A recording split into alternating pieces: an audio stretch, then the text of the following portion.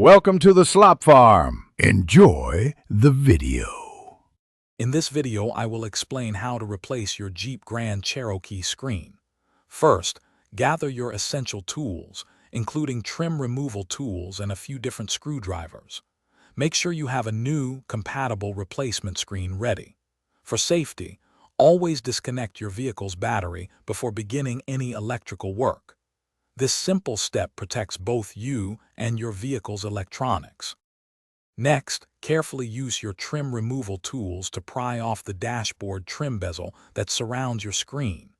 Take your time to avoid scratching any surfaces.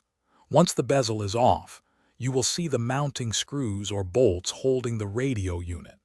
Unscrew these, then gently pull the entire radio unit out just enough to access the connections behind it. Now, with the radio unit pulled forward, carefully disconnect all the cables and connectors attached to the old screen. There might be several, so pay attention to their positions. Once disconnected, remove the old screen from its housing or mounting brackets. Then, position your new screen and securely connect all the cables you just removed. Double-check that every connection is firm. Finally, gently slide the radio unit back into its cavity and secure it with its mounting screws.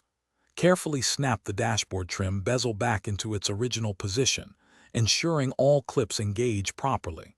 Reconnect your vehicle's battery. Turn on your Jeep and test the new screen thoroughly to ensure all functions, like navigation and audio, are working correctly. Enjoy your upgraded display. Thanks for watching. Consider subscribing if we helped you today.